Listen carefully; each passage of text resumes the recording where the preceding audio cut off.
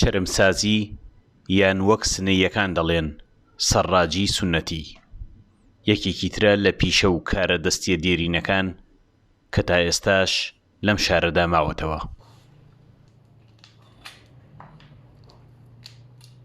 من سوێبێ محەممەدیم لە شاری سنە زندگیەکەم بعد حدوداً 15 ساڵە لە کارگاکەیچم کارگای چەرمسازیم هەیە لە پاساجی حەبیبیە لە خیابانی مامە سێڕای شاپورە پاساج حەبیبیە. کارەکەمان لە کولا کاری دەستە بعد تەرفیقی ئەەکەین ئێمە یانی تەرکیبی ئەدەین ئەتوانین سۆجا کە پێڵێن ئێوە فەرشی پێڵێن یا گڵیمی پێڵێن ئەتاین تەرفیقی دروستیکەین لە کولە کارەکەمان هۆنەریە هەمووی کاری دەستە فقط ئێمە دۆری زنجیرەکانی ئەم دۆر زنجیرانی یا دۆر ئەم لە بێکارە ئەگەر یەکدانەیش بێت ئەوە ئیسە کە ئەجەلم بوو بە ماشین دروستم کرد ئەمان بە ماکینە دروستم کرد وەلا هەمووی بە دەستم دروستە کرد هەمووی کاری هۆنەری دەستە. بعد هۆنەرەکەی چمان ئەتانین هەر شتێک لە ناوی بەکار ببین. بعد ئێمە ئەتانین ئەو سوجاگەلە لە ناویە بە شکڵی ترمە بە شکڵی نازانم لۆزی یا مرەبە یا بەیزی هەر شتێک خۆمان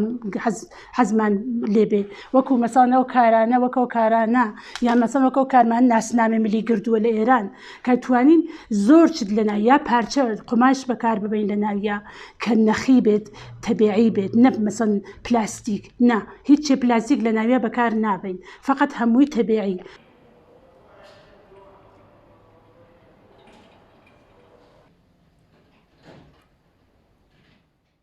ئەوەی لە چرم بێت دروستی دەکەن جگە لە پیشە و سەرچاوی داهات هونەر و سەلیقە و حەزیشە.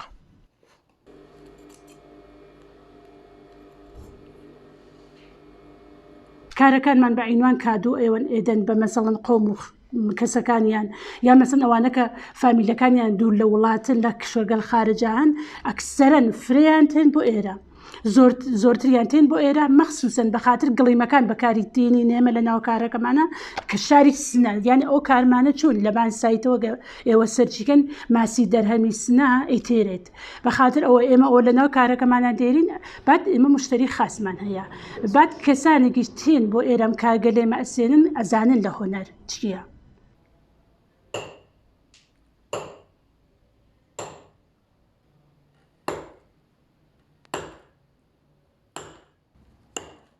دەست و پەنجە لەم کارەدا کاراکتەری سەرەکیە لە چەرمێکی سروشتی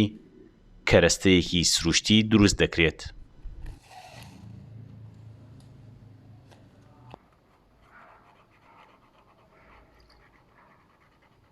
ئێمە با تۆجبەوە کە لە سنانی ئەڕۆین لە تەورێزە چرمەکانمانە کڕین یا لە تارانە ئیتیرین فرەتری ئەلبەت شەرم تەورێزە چون چەرم تەورێز لە دنیا لە دوای ئیتالیا قسەی دووەکە بە حەدی کەیفیەتی لەسەرەوە هەیە ئەلعان خارجیەکەن سادریەکەن بۆ کشوەرگەر خارجە دوای چەند ساڵ دووبارە ئێنێرنەوە بۆ ئێران بە ئیمانتان ناکورا لەنگالی ئیسفادەکەن بە حەدی با کەیفیەتە چەرمی تەورێز ئێمە ئەڕۆین چەرمەکانمان لە تەورێزە کڕین بعد ئەتوانین خۆ چەرمی مەسنوعیش بەکاربێنین وەێ بە خاطر ئەوە کارەکە ئێمە هۆنەریە کارەکە ئێمە هەمووی بە دەست دروستە بێ بە زەحمەتی زۆر دروستە بێ بعد ئەگەر ئێمە بین لەسەری پلاستیک یا لەسەری فۆم بە پلاستیک بە چەرمی مەسنوعی ئەڵێن فۆم بین لەسەرەوە کارکەین زەحمەتەکە ئێمە ئەبێ بە هیچێ درستە مەسەڵ قیمەتی مناسبترە مەسەن کیفێکاوە قیمەتی ئەگەر مەساڵەن 200,000 تمەن بێت قیمەتی ئەوە مەسەڵەن 80,000 وەلی زەحمەتەکەی ئێمە بە هەدەرە ئەڕوات.